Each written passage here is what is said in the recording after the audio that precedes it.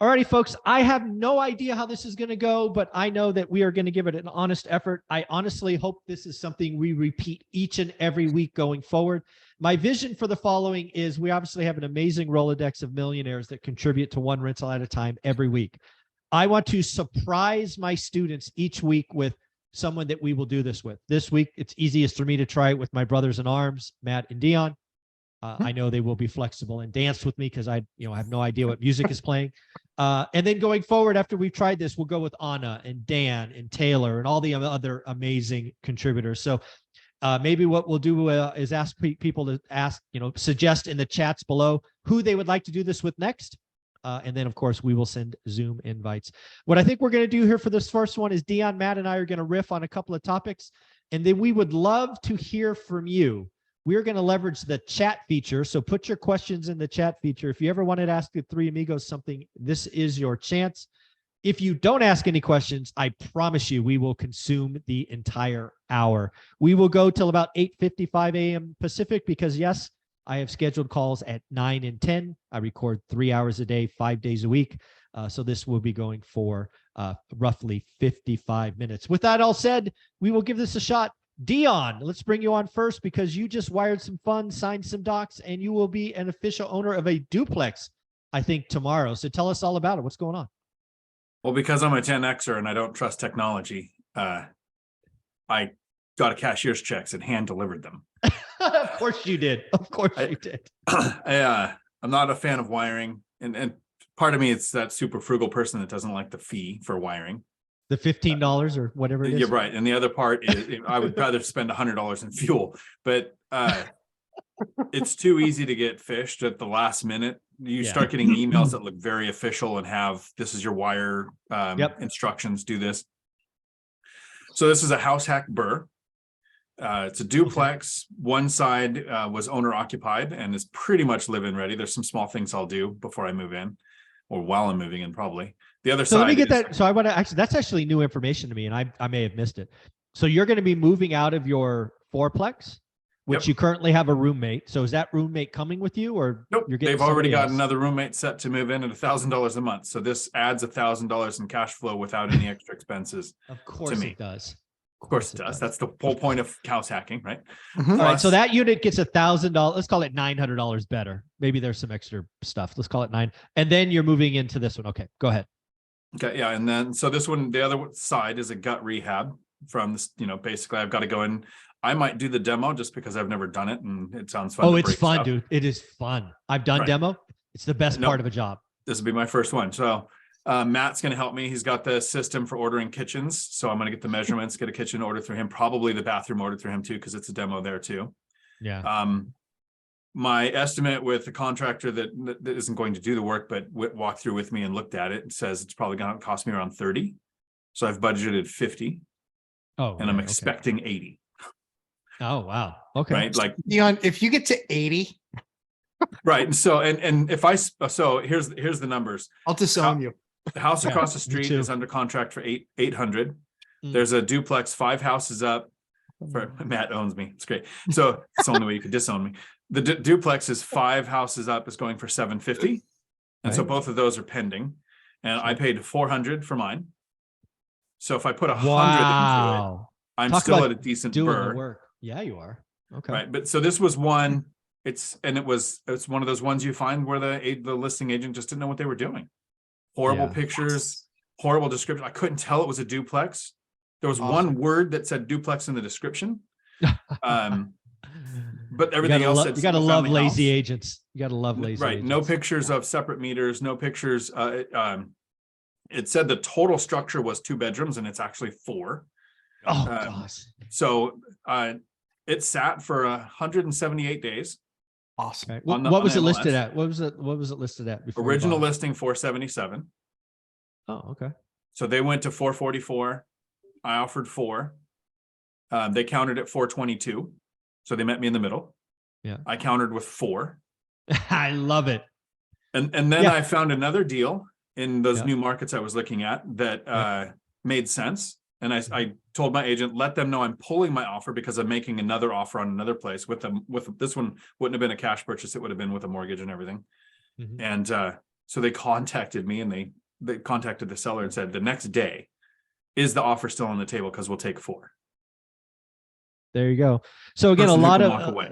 yeah, a lot of stuff that I'm hoping people get from this is, you know, what a couple of things. One is this BRRRR duplex is in that 30 minutes, right? One of the things you shared with us weeks ago is you broadened your area.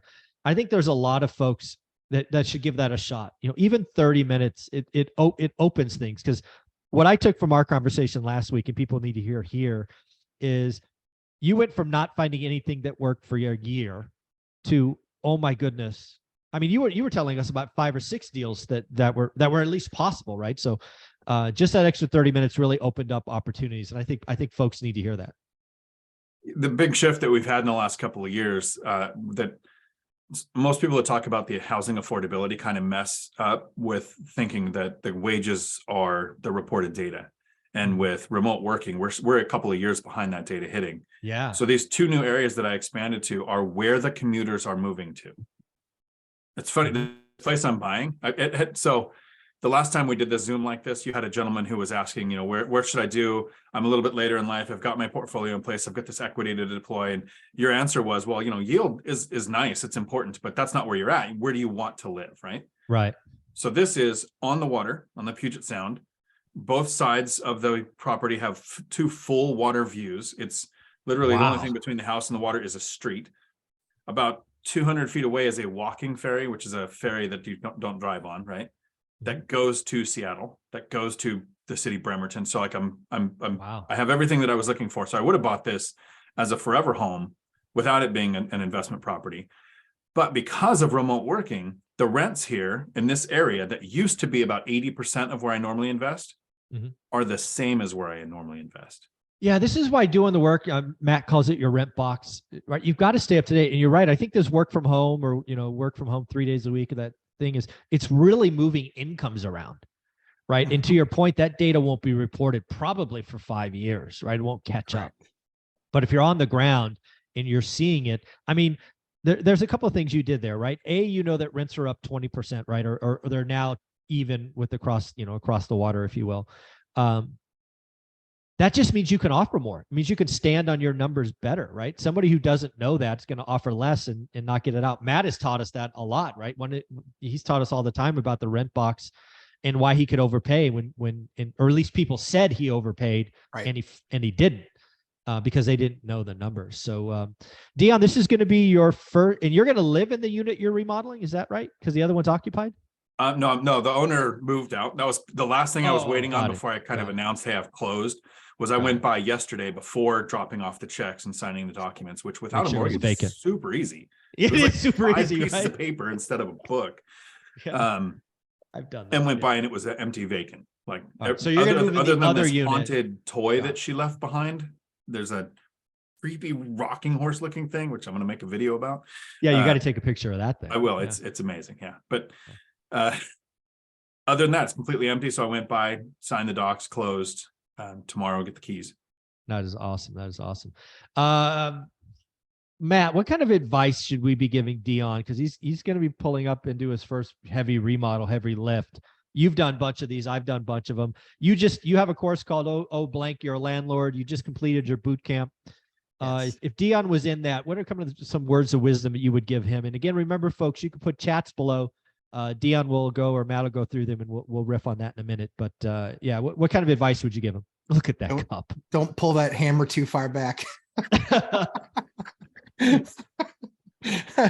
Dion letting it fly, and all of a sudden water starts spraying. Yeah, whoops. There's a pipe behind there. Yeah, exactly. And Dion, you're living on the other side where you rehab one side and then you're gonna swap? I might stay in the one that I move into because I was thinking of that originally, of swapping. Yep. But I looked at the rents, they would be the same because both have the full wraparound decks. Yep. And they both have the two water views. So I'm gonna my high rents are about 2,400. Average rent seemed to be 2,000. I'm gonna rent for 18, keep tenant turnover low. Yep. And without a mortgage, it gets the return I'm looking for. Yep. Are you gonna have a roommate in this, or are you gonna actually live by yourself?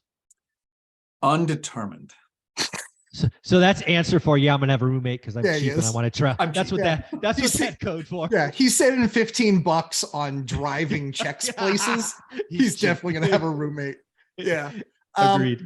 I mean, the main advice is like, Dion's basically he's already taken my course. Yeah, of course. And so I think the big thing, the kind of one of the little funny thing that a lot of people don't really think about doing when they're doing duplex or triplex and they're moving into it and they're going to do rehab, just make sure in the basement that you have shutoffs, or in the wherever the water supply comes into the house, make sure that you have shutoffs that go to each unit, not Yeah, good just point. one from the house. Yeah. And we've had that. so that's literally like $100. If you do it yourself, it's like a 75, it's like a $25 thing. If you have your handyman do it, it's like $100 thing. If you have a plumber do it, it's like $150 thing. But just make sure that where the main line comes into the house, the actual water supply, where that main line comes in, just make sure you have a shut off right there past the meter.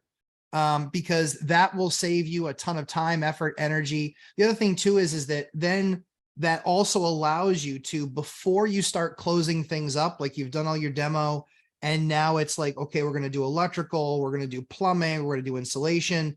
Before you actually shut the walls all up, that's when you then turn that thing back on to see if anything's spraying anywhere. Yeah. It pressurizes the line, make sure that you actually don't have any issues before you start putting in sheetrock and things like that, that then get damaged by, loveliness of water. But yeah, I'm actually very excited to do Dion's BRRRR with him. And we already made sure that the Zoom account works, because it's going to be just like, hey, so this is what I just found. What do you think? And I'll be like, Yeah. ignore it or do that. Move on. Right. So yeah. Yeah. But yeah, the biggest thing, the funniest stories I hear are people are like, yeah, I got into demo and then I hit a water line and I didn't know where the shutoff was. And then I had 500 gallons of water, because most people don't know that those lines are pressurized to deliver gallons of water per minute, like Right. 5, 7, 9 gallons of water per minute. So if that thing runs for literally just 10 minutes, you've got That's a lot of 50, water. 70 gallons, 90 gallons of water all over your floor, ceiling, heaven forbid it's a second floor, all Ooh. that fun stuff. So that one shut off thing will at least save you hundreds, if not thousands of dollars of damage. But then the rest of it is have fun, take pictures, do the befores. I do walkthrough video before, then I do picture stills before.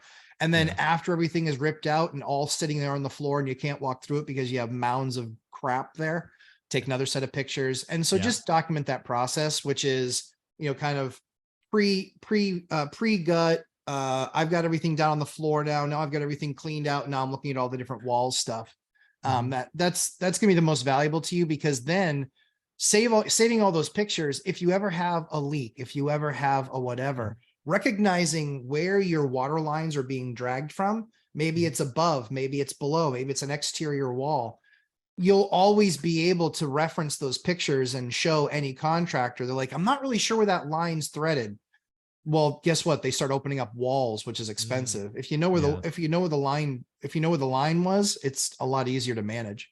Yeah. So well, let's talk about, let's give him some coaching around BRRRR, and then we'll get to the chats here, right? This is your first BRRRR, right? You bought it cash, no debt. You're going to go in, you're going to spend some time, and your goals to Dion, do you have a goal of refi? Are you going to get your 400 back, or what are you thinking? So it's a modified BRRRR. First, normally when you use a BRRRR, you're going to use hard money or short-term money to finance the deal. So the first modification is it's my money. Sure. So I don't have the timeline that hard money does. Correct. And since I'm retired and past FI, I'm not sure if I'm going to refi money out. If I do, it would be 50% LTV instead of 70 to get the best interest rate. Good idea. And it depends on what happens with interest rates. Sure. If I was in growth mode and wanted to add more units, I would definitely take that money out and redeploy it. Yeah. But I'm not. Yeah. So let's talk about that. So again, we've talked about this for years. Obviously, I just want to share my thoughts. So, I think you, because again, this is owner occupied, right? This is you're living this. I think you have to go get that 50%. You're not doing yourself a service, because it is yours. You're going to get the best rates. I agree. Where you're at over 50% is excessive, but I think going back and getting probably most of your purchase, none of the repairs, is going to allow you to keep going, right? And I know you don't have to get bigger, but finding that deal allows you to, if you can, right? Not having access to it is something. And I know, you know, pulling money out is not normal for you, and I know it makes you shiver and shake and, you know, all of that stuff. But I think optionality is important. What do you think, Matt? Yeah, for sure. I mean, it's don't over lever the asset, but Yeah. you know, you can lever the asset. Yeah. You know, and For sure. I think that that's always, because when you need money and you go to try and get it, you usually can't get it. Like Exactly. the You banks gotta get it, love, yeah. you know, you show them a massive balance sheet with tons of cash flow and almost no risk. Yeah. There you have people lined up to give you money. Right. You know, when I needed money the first 10 years I was doing this, the things I had to promise were horrible. Yeah. And now it's kind of like, now I have banks saying, well, you know, so are you thinking of doing anything like bigger? How much money will you give me and how cheap is it? Yeah, exactly. Yeah. So 50% levered, I think, is a great idea. And I think, again, then it doesn't really matter what the appraisal necessarily comes into. This is pretty amazing. So one of the things that Dion, some folks out there, Julie, I'm going to say Lonan, hopefully I'm close. She's asking if you got a new wife coming along with the new house.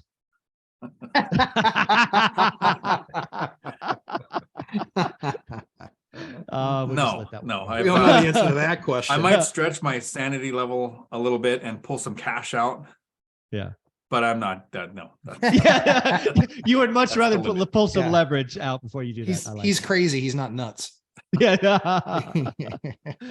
Alrighty. Alrighty, folks, let's put in some comments. I appreciate all the kind words and the highs and the hellos. You guys are amazing. I have to tell you, the one thing I love about the One Rental at a Time community is you're all generally very, very positive. You're doing the work. You support each other. Please know that doesn't go unnoticed. Working with all of you or interacting with you all is the best part of my days many times. So thank you for that. All right. Good point about money. Matt or Dion, you have anything you want to talk about while I look for a question? We just finished, congratulations to all the Lumberjack Landlord students. We just finished boot camp. Redion's one of them. I don't see any more here on the front page. But all the boot camp graduates, they did a phenomenal job. It was 12 weeks of maybe even 13. I think we might have done an extra session, but it was a lot of fun. I thought we would only do an hour, and we ended up doing 2 to 2.5 hours every week. And so it was good from an accountability perspective. It was good. People could ask questions about their project they were working on or the work that they did that week. And so, yeah, congratulations to all of them. It was super awesome. I had a blast. And the cool thing is in our boot camps, we record all the boot camps. So, and then we actually, and you know what this is like, Zoom. I pay to have them all chaptered. Yeah. Holy crap. That's I'm like, should have been a freaking editor, but I paid to have them. I think he made more money than I did. But I pay to have them all chaptered. And so making all the chapters in them so they're very searchable was a big key, but we actually leave that open. So long as they maintain their membership, we leave that open to everybody for their boot camps. So they get to go in and they can watch even previous boot camps. So they get their ability to ask questions, but then also search topics. So I'm just super excited for these guys and seeing what their journey is. And exactly what I hoped would happen with the group, and Redion kind of helped lead this, was they're going to get together once a month and kind of stay in touch with each other and talk about their projects. And that's the camaraderie that I love to see. And they'll keep on spurring each other on to get better. And there was a range in there from, I haven't bought anything to I own 70 units. So it was a lot of fun. It was a real honor to be a part of their journey. So that's what I had to say about that. Very, very cool. So Michael, you asked a question. Is this open any topic? Yeah, feel free to ask any question. Frankly, if I don't like it, I won't ask it. But yeah, you can ask any question you would like. That is awesome. Vi asked about another in-person meeting. We obviously have the upcoming One Rental at a Time event in Vegas. Once we've crossed 50,000, we're at 46 and change. I'm guessing that's going to be September-ish when we pass that mark. So we might schedule it in December. We might be January. But yes, it looks like, yeah, January. Okay, January. It looks like Dion's going to successfully be spending some of my money soon. So that will be that. I am talking with Ty, who's my Friday expert, and has been on the channel about another event in California. This one might be in the Bay Area. Right. The first kind of test run, which Dion was gracious enough to come down for, was in Fresno, my backyard, at least my investing backyard. But now I think we might want to do an event in San Jose or Mountain View or something. So Ty and I are talking about that. We're trying to find a location that's not crazy expensive. We're thinking 200 people. That's very, very early. And, Ty and I talked about it for the first time last Friday. So we might have that, but nothing's certain yet. Lots of corporations giving up their headquarters in San Fran. Shouldn't be tough to find space. Yeah. I don't think I would ask anybody to go to San Francisco. I'm not safe there. So only challenge you might have is hiring the security detail. Exactly. That'll be expensive. All right. What other questions do we have? And for those of you who don't know, I've been to San Francisco a lot. I worked out of the Bay for a long time. All right. So guys, if you see any questions you want to in the comments, go ahead and ask. I'm trying to scroll through, but it's bouncing around. Sure.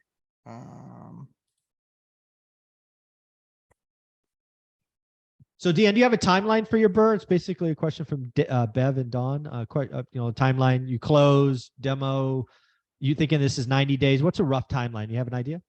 So I've estimated about 90 days. But I see the question. Since it's my own money tied up in it and I don't have a timeline, it could take longer. The only thing that'll make it take longer is supply chain issues, right? How long will it take to get the windows? I'm doing all PEX replacement. I'm probably replacing an electric panel, even though it's already separate meter. There's one that I want to replace. Yeah. Okay. To test if it's got really good current, Dion, you lick your fingers like this. just grab it. There's a nice bar that goes right down the side. That'll let you know you're fully powered. So the thing that's don't to do me the that. best part of this Don't do purchase that. is- Don't do that. Don't do that. Don't do that at home. Yeah. Only paid professionals can try this. Yes. In May of 2021, I closed on my last duplex, right? And since then, I've been stacking money to retire and looking for deals and considering Portugal and dismissing Portugal. And then I bought this in June of 2021. Zuber started his 500 card goal. Yep. So this will be the first purchase I've made since you've had that system It going. will be. So that's exciting to me. Yeah, I look forward to sending to you. We'll even send you a golden ticket, just cause the first one. I see Ryan Husser's question for Yep. Lumberjack. Do you have sales tax exempt ID from the big box stores for materials, appliances, etc.? I don't qualify for tax exemption, but also my state is amazing. Live free or die is our state motto, and we don't have state sales tax. There you go. So I don't have it. And then can you combine with a pro contractor? Again, the exempt status comes from the actual business that you have. So if the business that you have is exempt, that's where you get that exemption. But in my state, I don't need it because we don't have that sales tax. There you go. Unless I buy food from there. Yeah. So Mark asks about timeline. Look for inflation is coming down and cuts were to start, say next year sometime. Where does that leave recession and what does that look like? So there's kind of a lot in there. So I think inflation, as I shared on the daily financial news, at least in the CPI headline, will be sub 3%. The next report, which I think is July 12th.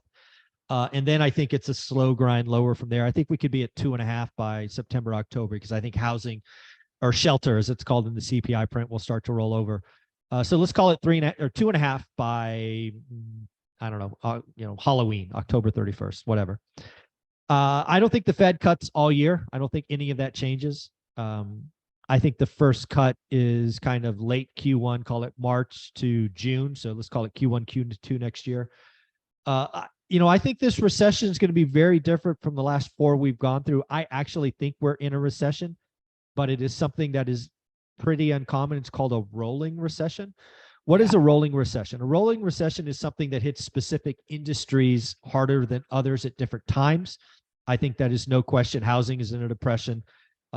Transactions went from 6.5 to 4 as an example. Travel is going bonkers as an example. So we may not have a statistical 2 quarters of negative GDP growth. We may not have the big shoot up in unemployment, but you will have, job movement. So I think we're in a rolling recession. I do think the Economic Bureau of Labor and Statistics will call a recession. I still think it starts sometime this year. But I will admit, one thing that I've started to admit is Jerome Powell's wish for a soft landing. The odds of that are increasing. It is. right? I put them at 5% just because, saying not something's impossible is, I've learned that is unwise. So it's up from that. It might be as high as 20% today, which again is, roughly 1 in 4, or it's 1 in 5 exactly. So 1 in 5. So that's quite a move from 1 in 20 to 1 in 5. It's not my base case, but I will admit that the odds are looking better. So that's kind of all of my thoughts. And again, the biggest thing for this channel is the 30-year mortgage. I think what happens once the Fed declares tomorrow that we have a pause, then they talk tough and, blah, blah, blah, data dependent. We're going to get a pause next month because inflation is going to be even lower. Then the pause kind of just moves forward. What's going to happen eventually? I don't think it starts tomorrow in earnest, but by July 13th, which is the day after CPI next month, I think you're going to see margin compression. We have been stretched. We're at 3 standard deviations for the 30-year mortgage compared to what it usually is compared to the 10-year. Historically, it's 180 basis points. Today, it's 323. It does nothing stays that stretched forever, right? 3 standard deviations is crazy. So I think we're about 4 weeks from meaningful drops in interest rates. So I think interest rates on mortgage debt comes in, even though the Fed is flat. So I guess what I'm saying is I don't think the Fed has to cut for us to get lower rates. I think there's an easy 100 basis point drop over the next 3 to 4 months once we know the Fed is done. And that's all margin compression. So we could be at 6, which is what I've been calling for, by the end of August or September. And again, that's with the Fed not cutting. So those are all my thoughts on that. Dion or Matt, you want to say anything? If I could, yeah.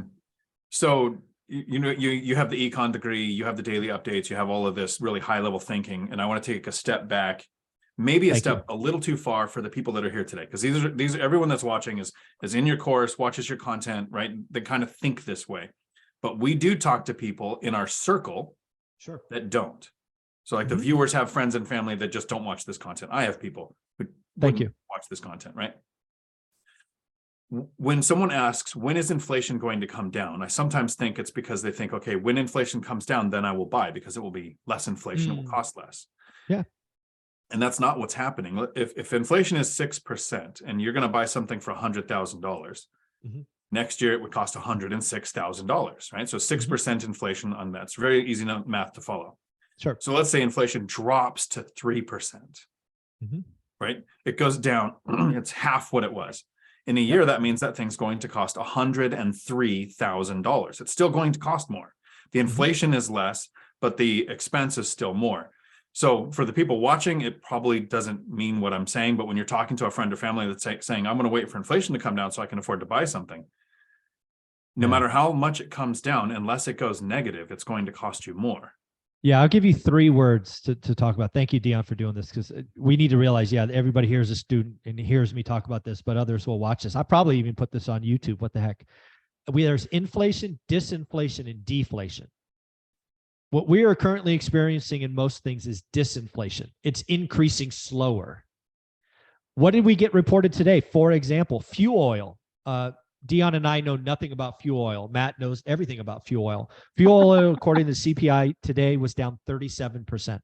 That is deflation, right? So again, inflation, disinflation, and deflation. They're very, very different things. So I'm going to ask Matt.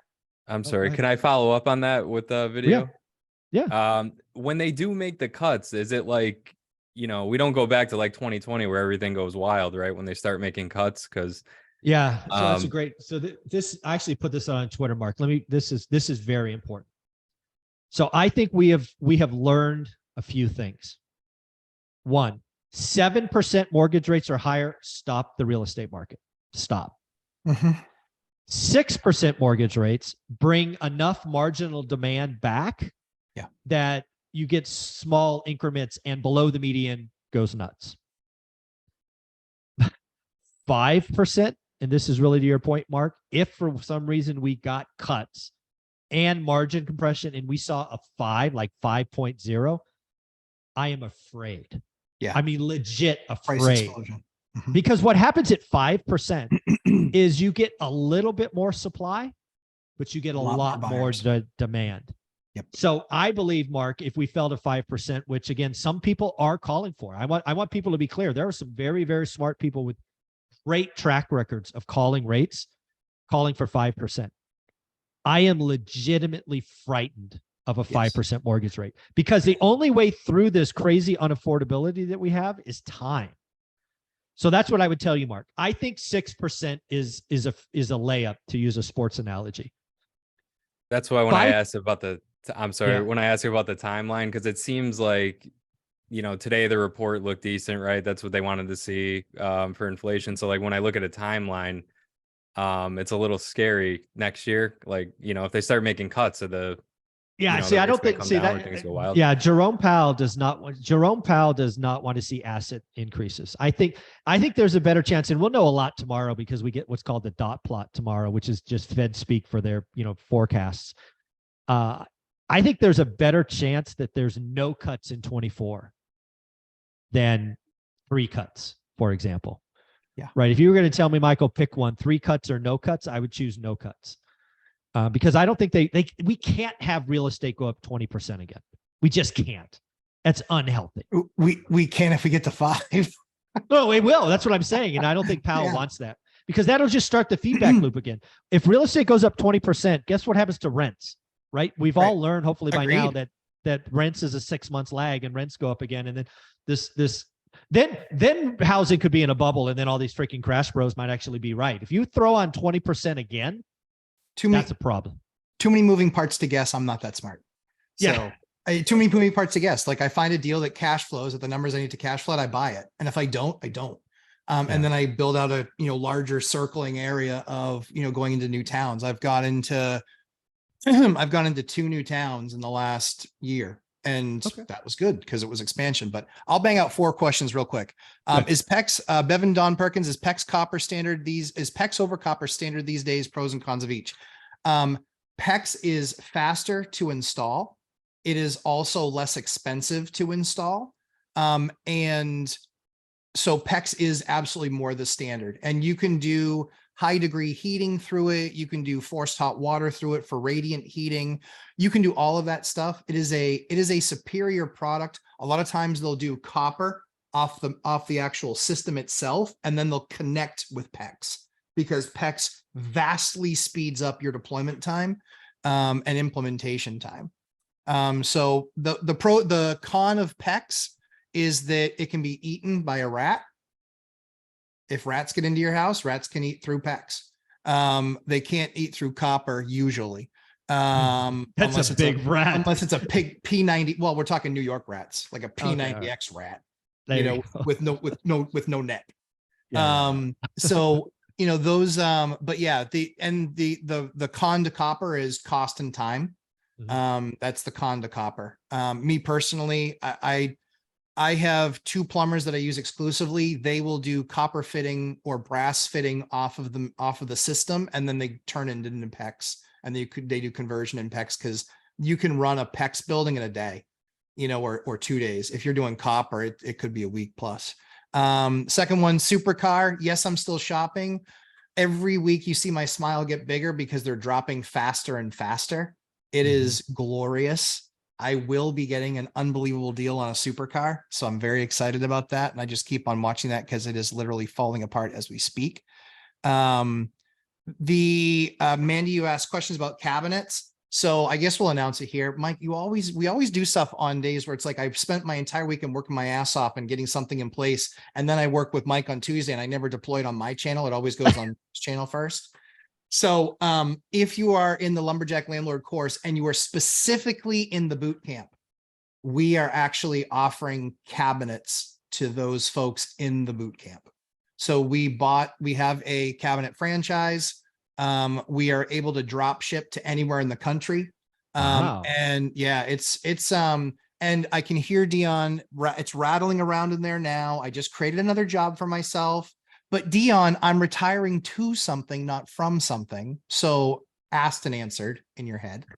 And yeah, so now we can actually do drop shipped anywhere in the country with this brand. And it's, for us, it was an opportunity to deliver more value to the people in the boot camp that are really serious about doing this sort of stuff.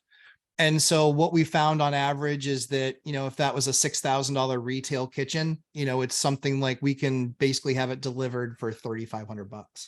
So they're massive savings based on what we're seeing. And you get access to all the design hacks that I created that actually drop the cost of the kitchen from a $6,000 retail kitchen from a $9,000 retail kitchen. So but we're only doing it for very limited, only in the boot camps, period, end of story. We charge a design fee. And then if you want to take that design and go buy somewhere else, we don't care. We're just trying to cover cost on the design. And then that's it. But they're actual quality, high quality cabinets, like 3/4 inch plywood, we've been using this product line for 12 years. We love it. And we don't have any issues with it. So that's something that we're now doing in the Lumberjack Landlord boot camp. Cool. Yeah. There's a question here from Mike, from Vincent. Mm-hmm. Mike, just curious to know, how bad is the home insurance problem over there in California? It's not getting better. I'm actively trying to get new insurance on a fourplex I've owned for 8 years. I have every confidence that my team at the hub will get me insurance. I also have every confidence that it will be more expensive. Oh yeah. Yeah, it'll be more expensive. And again, remember, I'm buying stuff in a city, right? If you own stuff out in the country, right, where there's, not city infrastructure and there's land and, fire dangers, that's really the problem, right? I think what folks are seeing because of the wildfires we've had the last couple of years, that is really the L's that insurance companies are taking. Those properties are getting slammed with higher insurance. I expect mine probably, and again, maybe this is wishful thinking, to go up 20%, which, it will be okay because I can absorb that easily. It's frankly what I expect. But some of the folks I'm talking to that have properties out in the country, non-city county stuff, it's like 200%. Yeah. With less coverage. The good news is there's a bunch of providers that are going to leave your state. So there's that. Well, they're left already. They've stopped writing new policies. There's more coming. Yeah, it's bad. Yeah. It's going to be a problem. Dario asked a question I think is a good one. Is any in-person meetings on the East Coast? I think that's a great question. I will commit to doing the event post Vegas on the East Coast. I'm still working out the kinks. I'm making sure I'm comfortable with what I can deliver. So we'll probably do one more test run in California. We will then do the Vegas event apparently in January.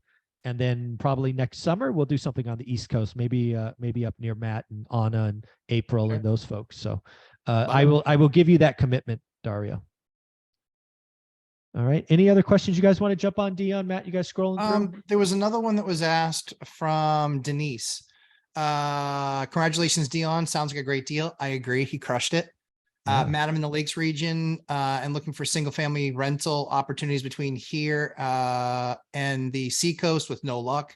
Are you finding any deals in the Seacoast area? No. Here's the thing. In our state, because property taxes are what they are, it makes single family rentals really, really, really, really, in case you missed the first 4, really, really hard. Makes them almost impossible. And so in my entire portfolio of 50 buildings, I own 2 single family homes. I live in one of them and the other one I rent out, but I bought it as part of a package where it allowed me to get the number that I needed on it.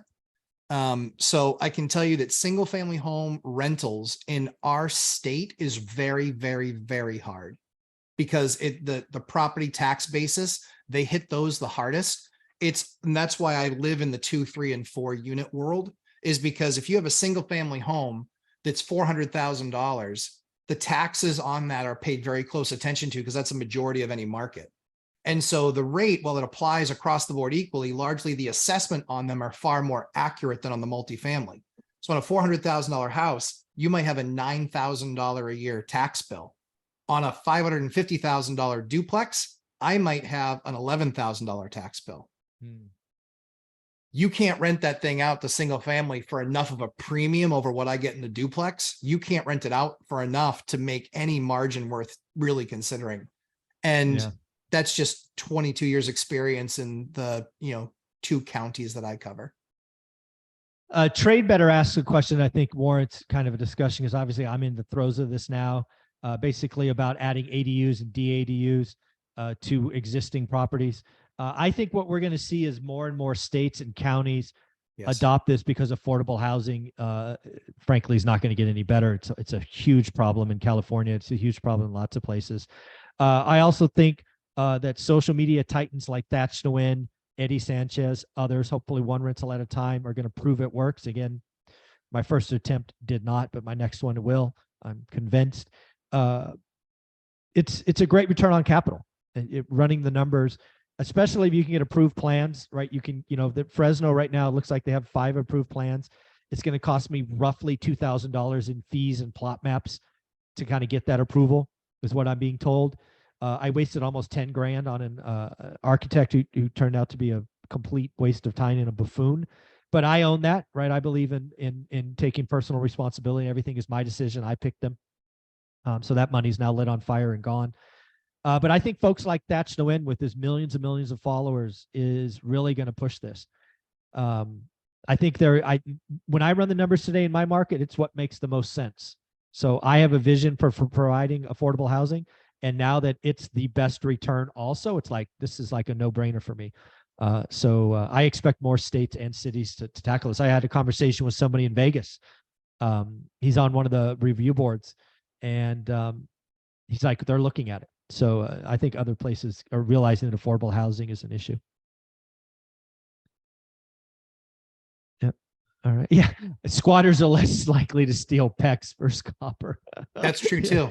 It is True true. too. Yes. You can't get Yeah. anything for used PEX usually. Right. Yeah, that's true. Yeah. Dion, any questions you've seen or topics you want to throw out there?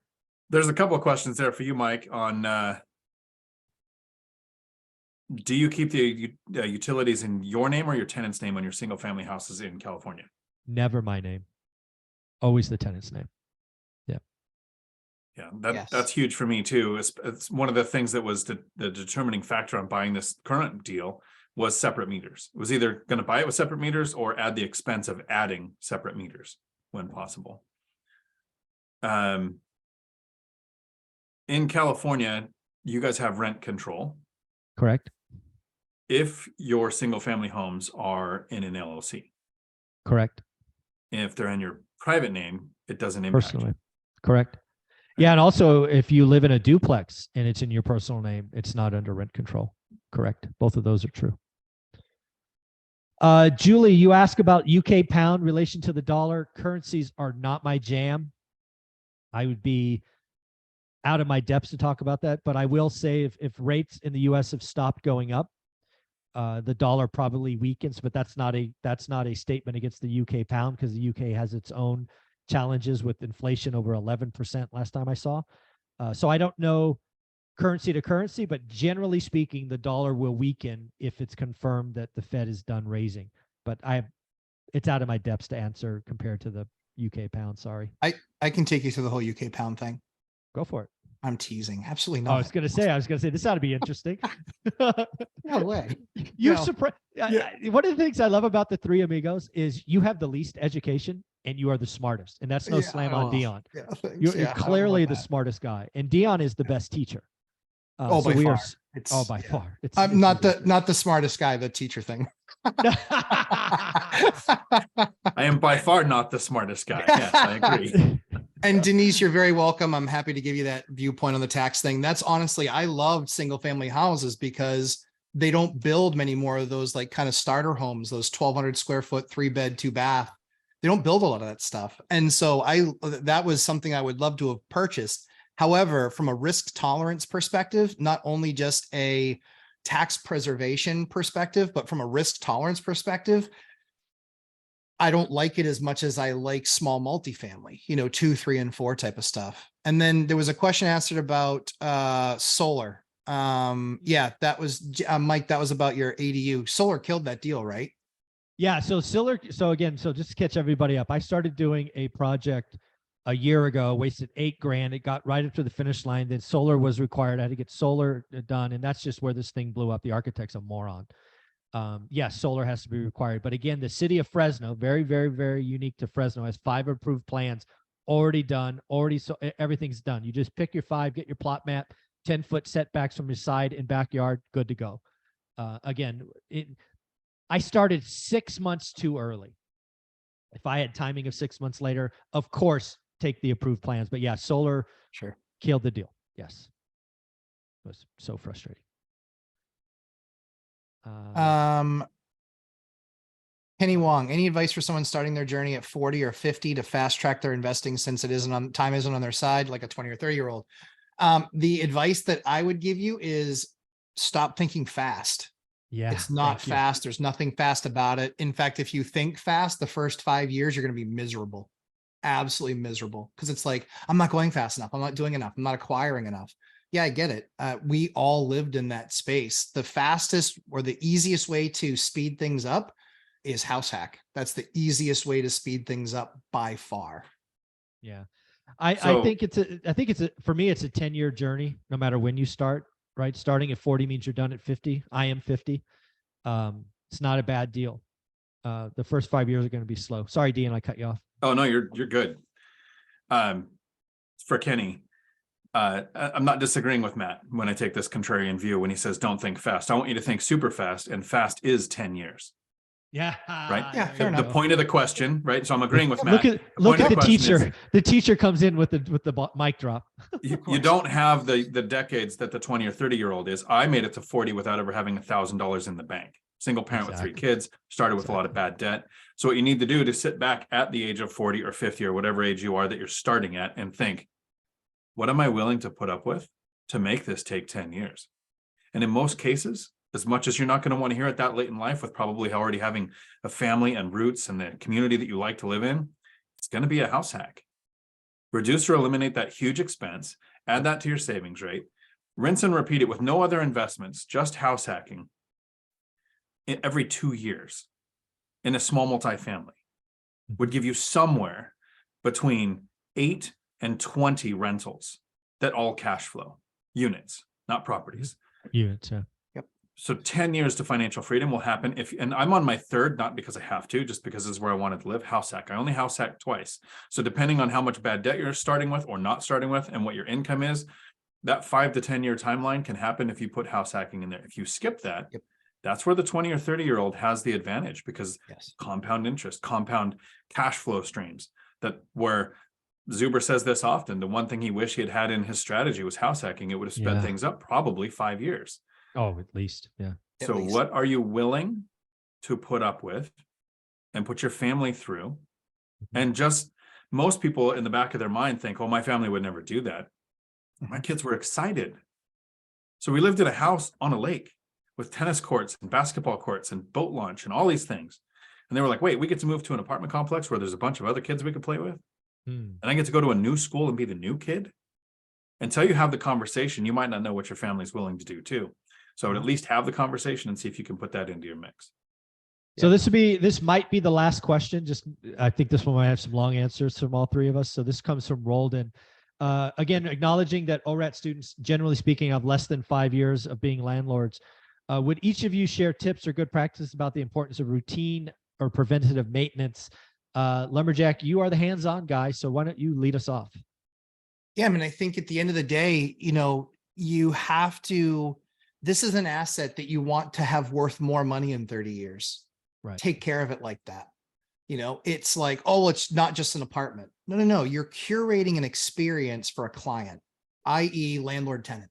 I'm curating an experience. What I want, but the reason that they stay is because I have nice units. The reason that they stay is because I maintain things. The reason that they stay is because I take care of things as they come up. The routine maintenance part of it is, that's why I actually built the course, was because I needed to have a documented way of how I manage my entire portfolio. And all I did was basically record what we do. And so what we do and how we manage our assets is we understand that we have oil burners that need to be cleaned once a year. We have, gas systems that need to be cleaned every 2 years. But when building out that process and those processes and those systems, that is what naturally ends you up at a good asset 10 years from now, 20 years from now, low tenant turnover, asking for high-end rents. And so what I mean by that is when you work that process and you have systems in place, it positions you to naturally end up successful.